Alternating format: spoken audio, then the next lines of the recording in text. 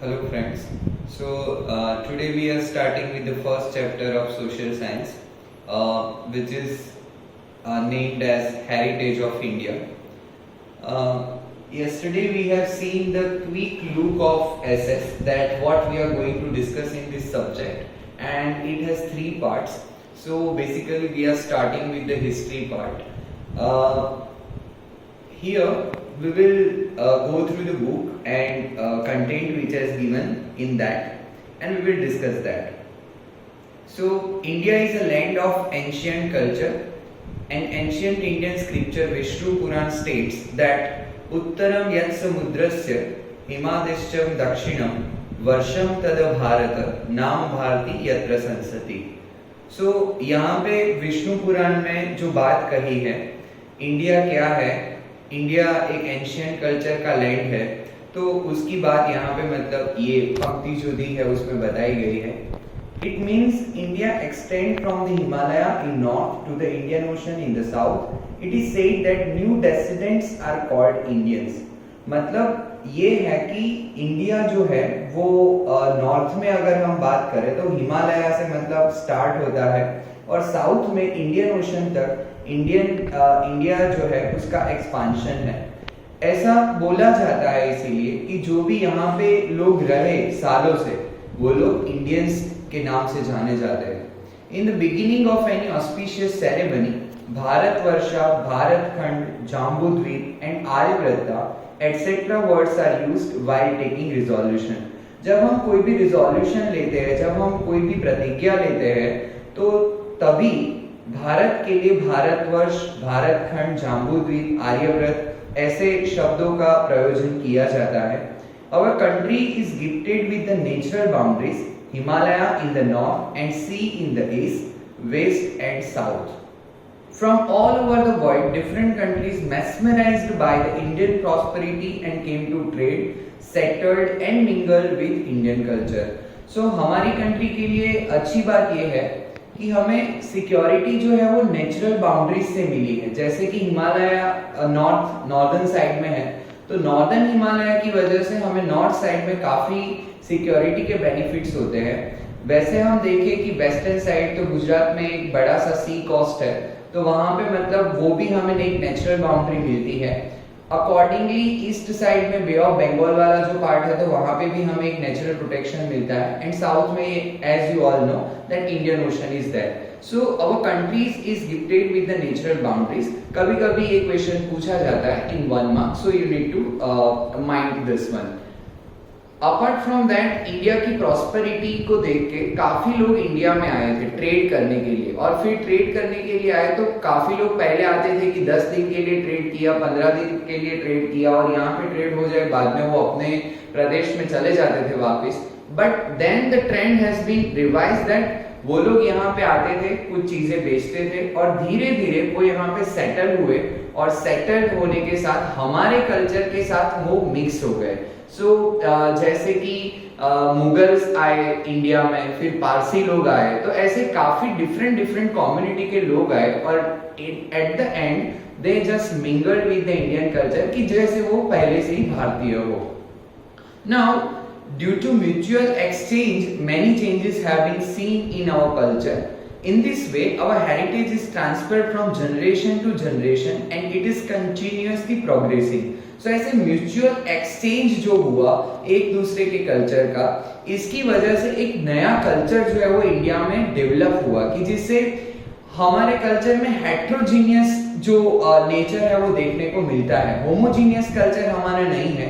We have a different kind of a culture apart from the world, and in this way हमारा जो heritage है वो generation to generation transfer होता रहा है. हर एक जनरेशन में वो ट्रांसफर होता रहा है. हर एक जनरेशन को हेरिटेज के बारे में पता होता है कि हमारे आगे जो हमारे एंसेस्टर्स थे वो क्या करते थे, what they were following and what we are doing right now.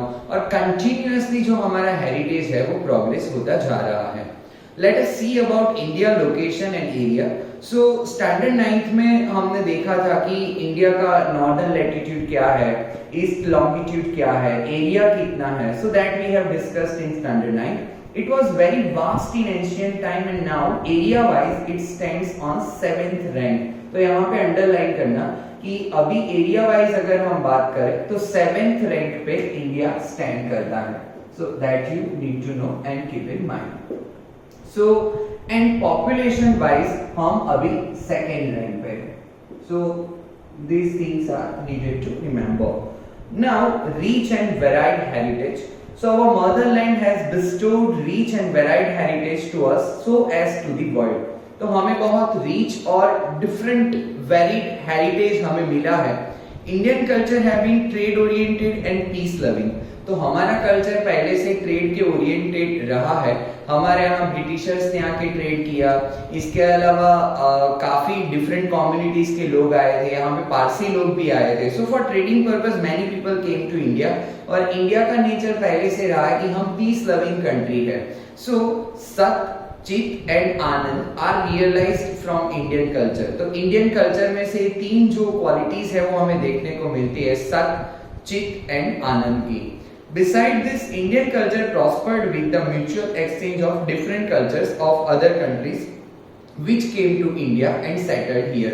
तो जैसे हमने बात की कि डिफरेंट कंट्री से different community, different caste, different religion के लोग यहाँ पे आए. तो इसकी वजह से हमारा जो कल्चर है वो उनके साथ time by time mutually exchange होता रहा है. They have accepted the values of non-violence and peace which have been adopted and admired by the world. These 2 words are very important that सभी ने हमारे में से 2 वैल्यूज को एक्सेप्ट किया है ज्यादातर. First of all that is the non violence की जैसे हम अहिंसा को मानते हैं, एंड पीस तो हम शांति को प्राधान्य देते हैं. तो विच हैव बीन एडॉप्टेड, सबने उसको एडॉप्ट किया है, and admired by the world, पूरी दुनिया ने मतलब उसको एडमायर किया है. People right from the beginning of Indus Valley civilization till today have made our country rich and wealthy with their intellectuality, ability, talent and skill. तो ये जो हमारी कंट्री में जो लोग हैं उन्होंने इंडस वैली सिविलाइजेशन के टाइम से अगर हम देखें तो अभी तक हमारी कंट्री को रिच बनाया है, वेल्दी बनाया है, with their all capability. उनकी जो भी एबिलिटी थी, उनमें जो भी टैलेंट था, उनमें डिफरेंट जो स्किल थी और उनका जो इंटेलेक्चुअलिटी थी, तो उसकी वजह से उन्होंने इंडिया को प्रॉस्परस बनाया है. Innumerable scholars, thinkers, artists, artisans, saints, scientists and historians have contributed to the growth and development of our culture. तो ये जो बहुत सारे स्कॉलर्स इंडिया में हुए, बहुत सारे थिंकर्स हुए, आर्टिस्ट थे हमारे वहाँ, सेंट्स थे, साइंटिस्ट थे, हिस्टोरियंस, उन्होंने डिफरेंट आइडियाज इंडिया को दिए, डिफरेंट डेवलपमेंट के मोड्स हमें मिले और इंडिया के ग्रोथ के लिए, इंडिया के डेवलपमेंट के लिए और हमारे कल्चर के डेवलपमेंट के लिए उनका कंट्रीब्यूशन बहुत ज्यादा रहा है. So culture is a sum of habits, values, customs, tradition and conduct of lifestyle of human. This is very important. Please underline this line that culture is a sum of habits, values, customs, traditions and conduct of lifestyle of human.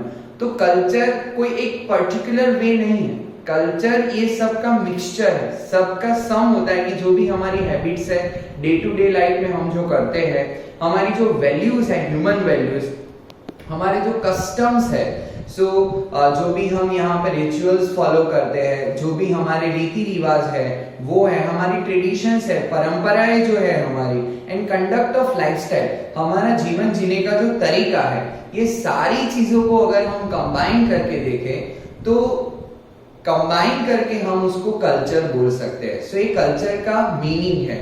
Let us see कि what is the detailed meaning of culture. So culture is nothing but culture means a way of life. जीवन जीने का जो तरीका है उसको culture बोला जाता है.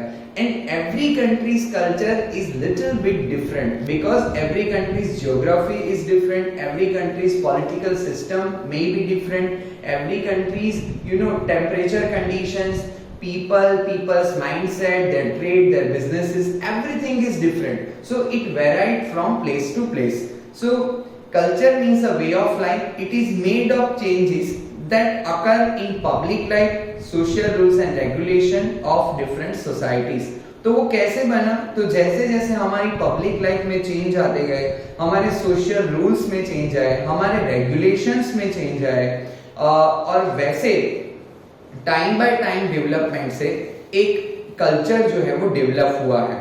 It can be said that culture is a total of habits, values, customs, tradition and ideals leading humans to the highest level. So जैसे हमने पहले डिस्कस किया कि culture is not a particular thing, कोई एक या दो पैरामीटर नहीं है, ये सारे जो पैरामीटर्स है, हमारी हैबिट्स है, वैल्यूज है, कस्टम्स है, ट्रेडिशन है, आइडियल्स है, वो सारी चीजों को अगर हम कंबाइन करके देखें then it means the culture.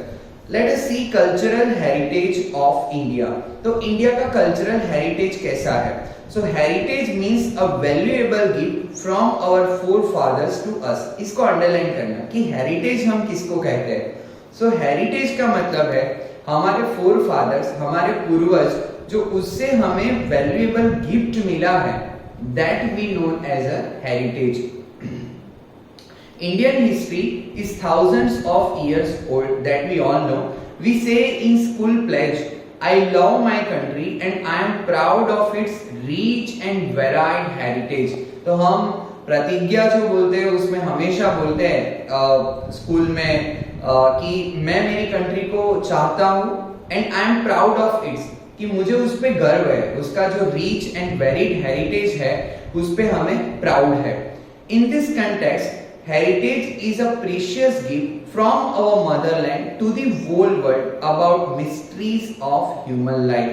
तो ये कंटेक्स्ट में अगर हम देखें तो हेरिटेज जो है वो प्रीशियस गिफ्ट है हमारी मदरलैंड से जो हमें मिली है, and to the world world, की वर्ल्ड पूरी दुनिया को हमने वो हेरिटेज दिया है, and about mysteries of human life, की ह्यूमन लाइफ की डिफरेंट डिफरेंट मिस्ट्रीज हैं उसके बारे में हेरिटेज बात करता है। जैसे जैसे हम आगे ये चैप्टर को पढ़ेंगे वैसे आपको पता चलेगा कि हाउ कल्चर और how heritage is related with the human life और कैसे डिफरेंट डिफरेंट एस्पेक्ट के साथ वो डील करता है। We divide our heritage into two division. तो हम हेरिटेज को टू डिवीजन में डिवाइड करते हैं। First it known as the natural heritage of India. तो पहले हम उसको नेचुरल हेरिटेज बोलते हैं, and second one is the cultural heritage of India. So these are two broader divisions of the heritage. So इसमें से हम पहले नेचुरल हेरिटेज ऑफ इंडिया के बारे में बात करेंगे। So the result of close relationship between nature, environment and human life is natural heritage. Natural heritage of India is unique and varied. तो ये जो फर्स्ट लाइन है वो सबको अंडरलाइन करना है कि नेचुरल हेरिटेज है क्या। तो इसका डेफिनेशन है कि the result of close relationship between nature, environment and human life, इसके बीच में जो रिलेशनशिप है उसको हम नेचुरल हेरिटेज बोलते हैं। इंडिया का जो नेचुरल हेरिटेज है वो यूनिक है और सबसे अलग है। Let us see how. It includes features like mountains, forest, deserts, rivers, streams, seas, trees, plants, creepers, flowers, leaves, insects and varied landscapes, wide range of minerals, vegetation, plants and animals।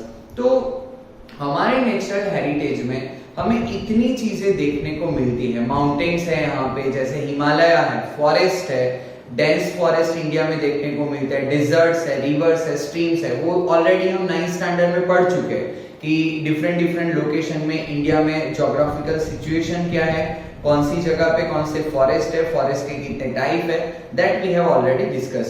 तो ये सारी चीजें जो है वो natural heritage का part है। We are the children of nature, so it has made a beautiful arrangement for our food, water, fresh air and dwelling to cater our all needs।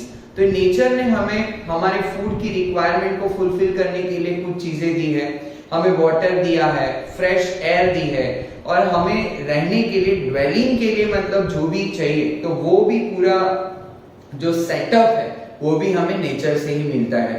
तो all in all nature provides or nature cater our all needs, so we treat nature with respect and faith। तो हम nature को respect देते हैं and Indian जो हमारा culture है वो नेचर को बहुत मतलब रिस्पेक्ट देता है, नेचर पे उसको फेथ है, and largely we are treating the nature in a good way. So the examples of our close relation with nature are stories of Panchtantra and Jhatka tales of Buddhist religion. तो उसके example कौन से हैं? पंचतंत्र की जो stories है उसमें nature के साथ ह्यूमन का क्लोज रिलेशन कैसे रहा है उसके उस पे बात है. जाटका टेल्स जो है बुद्धिस्ट रिलीजन की, उसमें भी मतलब यही बात की है कि that how natural heritage and how Indians are connected with each other. Our classical and folk music and several ragas are based on prahar. Different prahar जो होते हैं दिन में, जो different टाइम होते हैं कि जैसे मॉर्निंग है, नून है, आफ्टरनून है, इवनिंग है, नाइट है, तो उसके अकॉर्डिंग हमारा जो क्लासिकल म्यूजिक है एंड फोक म्यूजिक है वो भी मतलब डेवलप हुआ था. सेवरल रागास जो है वो पर्टिकुलर टाइम पे डिपेंड है कि भाई मॉर्निंग में हम यही रागा मतलब रिसाइट करते हैं, नून के टाइम में मतलब हम यही गाते हैं, इवनिंग के टाइम में हम ये रिसाइट करते हैं, नाइट के टाइम में ये रागास हम रिसाइट करेंगे. So that is connected with each other. Similarly Ayurveda, Unani and nature cure are also totally based on nature. तो आयुर्वेदा जो है, यूनानी केयर है, नेचुरल जो क्योर है, वो सारी चीजें नेचर पे डिपेंड है. जैसे अभी कोविड-19 का टाइम चल रहा है, so you may be aware about the fact कि गवर्नमेंट ऑफ इंडिया जो है वो भी आयुर्वेदा और आयुर्वेदा से जुड़े काफी जो चीजें हैं, आयुर्वेदिक मेडिसिन जो है, आयुर्वेदा में कुछ जो हम घरेलू उपचार जिसको बोलते हैं उसकी जो बात है, तो उसको गवर्नमेंट ऑफ इंडिया भी बोल रही है कि भाई कोविड-19 के सामने रेसिस्ट करने के लिए, हमारी इम्यूनिटी को बढ़ाने के लिए ये नेचुरल जो चीजें हैं वो बहुत हमें फायदा कारक है. Let us see about landscapes. So beautiful landscapes are generally formed due to different shapes of land. For example the Himalaya is a landscape. तो हिमालय एक लैंडस्केप है. लैंडस्केप जो है वो डिफरेंट शेप्स ऑफ लैंड की वजह से नेचुरली क्रिएट होते हैं. It has endowed Indians abundantly with useful vegetation and minerals. तो हिमालय में से हमें काफी डिफरेंट वेजिटेशन मिलते हैं, मिनरल्स मिलते हैं. Strange birds, animals and mountain peaks covered with snow, brimming rivers are the gift of Himalaya. तो डिफरेंट जो बर्ड्स एंड एनिमल्स है, वहां पे स्नो जो है, माउंटेन की पीक हमेशा कवर रहती है स्नो से, वहां पे डिफरेंट जो रिवर्स है, ये सारी चीजें हमें हिमालय से मिली है.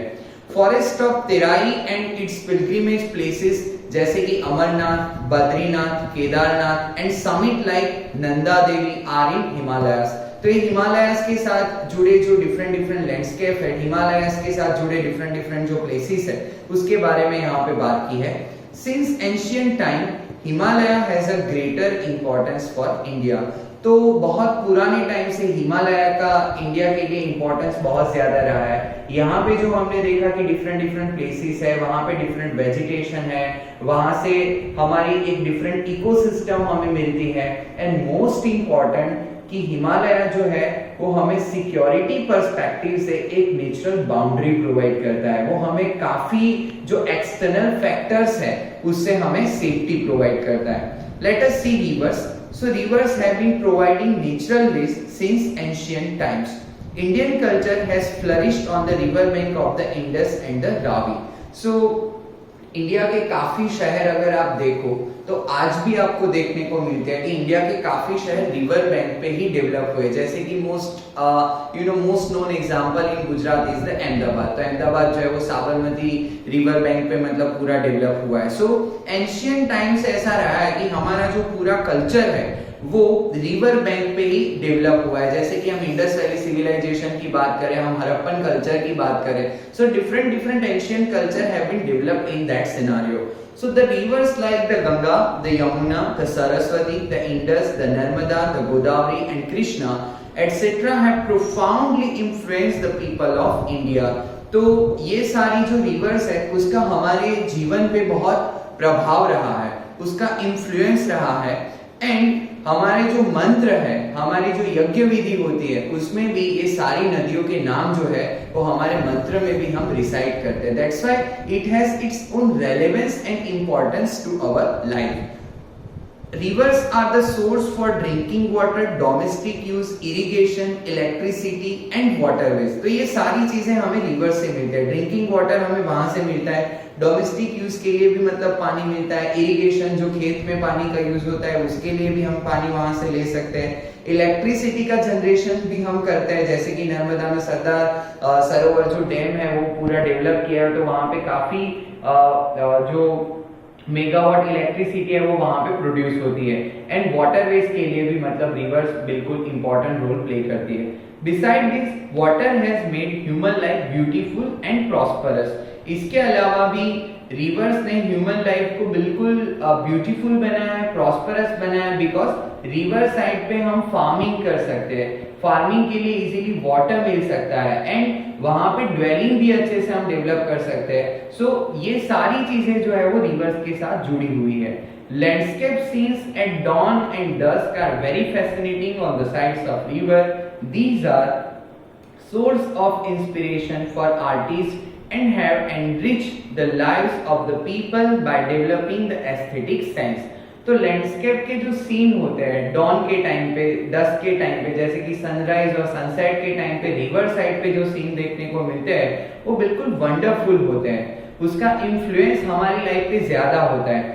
आर्टिस्ट को वहां से काफी इंस्पिरेशन मिलता है, जैसे कि कोई पेंटर है वो सनराइज के टाइम पे रिवर साइड पे बैठा है तो वो पूरा नजारा देख के एक अच्छा सा ड्राइंग वहां पे क्रिएट कर सकता है. जैसे कि एक म्यूजिशियन है तो वो प्रहर के अकॉर्डिंग, जैसे कि वो इवनिंग में बैठा है तो इवनिंग के अकॉर्डिंग वहां पे कोई अच्छा क्रिएशन कर सकता है. हम 9th स्टैंडर्ड में बिस्मिल्लाह खान के बारे में हम पढ़ चुके हैं कि भाई शहनाई वादन वो करते थे, तो वो गंगा रिवर के साइड में जाके, वो गंगा रिवर बैंक के साइड पे वो अपनी शहनाई प्ले करते थे और वहां पे उन्होंने बहुत सारा रियाज किया है. सो रिवर्स के साथ हमारी लाइफ जो है वो बिल्कुल जुड़ी हुई है. Now let us see about vegetation. So people of India are environment lovers since ancient time. तो हमें environment अच्छा लगता है. हम जब भी घूमने जाते हैं तो largely पहले टेम्पल्स प्रीफर करते हैं और टेम्पल्स वही जगह पे ज्यादातर होते हैं कि जहाँ पे एक अच्छा नेचुरल सीन हो, जहाँ पे एक अच्छा नेचर हो. वहां पे फॉरेस्ट है या तो फिर वहां पे रिवर्स है या तो फिर वहां पे सी है. तो ऐसे डिफरेंट डिफरेंट जो नेचुरल एलिमेंट्स है वहां पे ही हमारे वर्शिप के जो प्लेसेस है वो भी ज्यादातर है और वही जगह पे हम घूमने के लिए भी जाते हैं. तो एनवायरमेंट लवर जो है वो इंडियन पीपल पहले से ही रहे हैं. It's proof is their love and affection towards flowers and shrubs and plants. तो हमारी कोई भी अच्छी एक्टिविटी घर में होती है, कोई भी रिचुअल होता है, कोई भी धार्मिक प्रसंग हमारे घर में होता है तो हम उसमें फ्लावर्स का यूज करते हैं. So that depicts that how we are connected with the vegetation. Banyan and peepal tree and basil are worshipped in India. तो बनियन ट्री जो है, पीपल का जो ट्री है, वहां पे हमारे जो महिलाएं हैं वो वहां पे जाके डिफरेंट डिफरेंट व्रत करते हैं, डिफरेंट डिफरेंट पूजा अर्चना वहां पे होती है. एंड बसिल दैट मीन्स तुलसी जो है उसकी भी हम पूजा करते हैं. Cereals, pulses, oil seeds, plants, green fields, prosperous herbs, packed forests and medicinal plants have ultra enriched our life from ancient time. तो ये सारी चीजें हमें वेजिटेशन से मिलती है. खाने के लिए जो अनाज मिलता है वो पल्सेस मिलते हैं. ऑयल सीड्स की अगर हम बात करें, ग्रीन फीड्स की बात करें या तो फिर हर्बल जो मेडिसिनल प्लांट्स जो हमें फॉरेस्ट में से मिलते हैं तो उसमें से दवाई बनती है. तो ये सारी चीजें डायरेक्टली वेजिटेशन के साथ जुड़ी हुई है.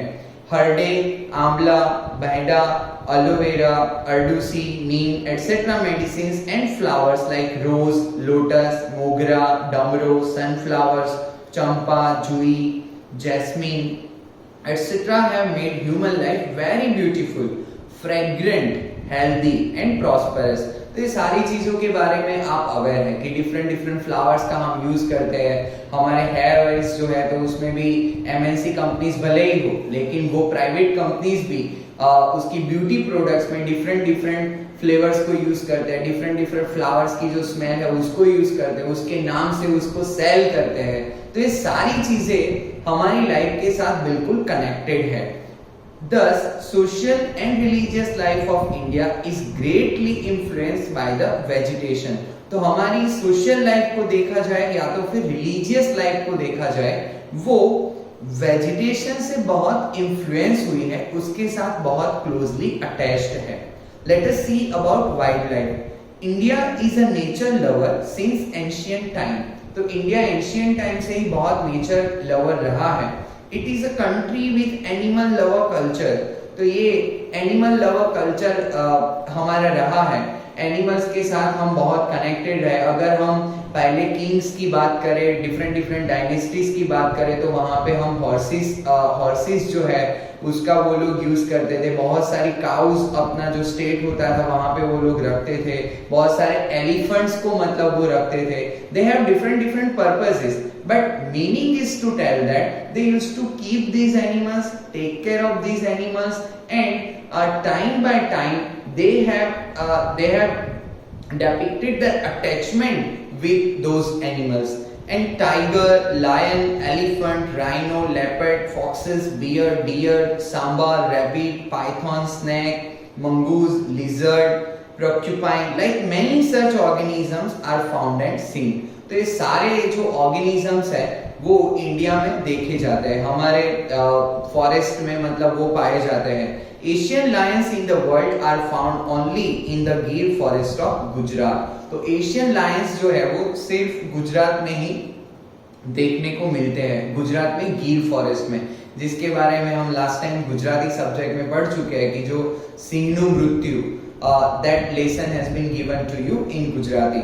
So वहाँ पे एशियन लायन के बारे में उसकी स्टोरी जो थी वो हम पढ़े थे. Our religious belief has given a status of god, goddesses, vehicle to some of the wild animals like tiger, peacock, alligators, eagles, etc. तो हमारे देवी देवताओं के अगर हम उसके पोस्चर्स देखें, अगर उनके हम पिक्चर्स देखें, तो वहां पे हमें देखने को मिलता है कि उनका वाहन जो है वो डिफरेंट डिफरेंट एनिमल्स होते हैं. जैसे कि हम अंबाजी की बात करें तो वहां पे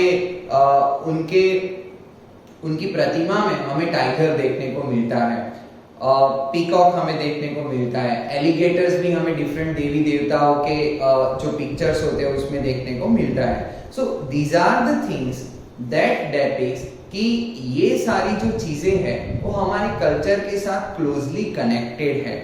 Our national currency is highly valued by having the figure of 4 lions, horse and bull. तो सत्यमेव जयते वाला जो पूरा वो फिगर है वो हमारे नेशनल करेंसी पे हमें देखने को मिलता है. Furthermore, to protect the wildlife, reserves are created and even laws for the protection of their life have been enacted. तो इससे भी ज्यादा अगर हम देखें तो सिर्फ हमारी जो लाइफस्टाइल है वो वाइल्ड लाइफ के साथ कनेक्टेड है वैसा नहीं है, या तो फिर एंशिएंट टाइम में ही सिर्फ कनेक्टेड थी वैसा नहीं है. उस टाइम कनेक्टेड थी, बट अभी भी जो भी हमारे पास वाइल्ड लाइफ है वो उसके लिए हमने सेवरल रिजर्व्स क्रिएट किए हैं. उसके प्रोटेक्शन के लिए, उसको सस्टेन करने के लिए हमने कुछ लॉज बनाए हैं और उसको हमने इनेक्ट भी किए हैं. तो वो लॉज के जरिए हम जो भी हमारे पास वेजिटेशन है, जो भी हमारे पास वाइल्ड लाइफ है, उसका हम प्रोटेक्शन करते हैं. So this was all about the natural heritage of India. तो नेचुरल हेरिटेज ऑफ इंडिया में हमने क्या देखा? So let us revise those things. First one was the landscapes, second one was the reverse, third one was the vegetation, and fourth one was the wildlife. So you need to consider those things. First one is the landscapes, second one is the rivers, third one is the vegetation, and fourth one is the wildlife. So ये combine करके हमें natural heritage of India जो है वो मिलता है. सो यहां तक हमने इतना देखा कि पहले हेरिटेज क्या है, इंडिया का लोकेशन एंड एरिया क्या है, इंडिया को उसकी बाउंड्री जो है वो कैसे गॉड गिफ्टेड मिली है, रिच एंड वेरिड हेरिटेज का मतलब क्या होता है, कैसे डिफरेंट डिफरेंट लोग यहाँ पे आए और कैसे कल्चर के साथ मिंगल हुए, वो चीज हमने देखी. कल्चर का लिटरल मीनिंग क्या है वो देखा, एंड हेरिटेज में जो दो टाइप है उसमें से एक टाइप को हमने डिस्कस किया। सो नेक्स्ट लेक्चर में हम कल्चरल हेरिटेज ऑफ इंडिया से कंटिन्यू करेंगे। Thank you.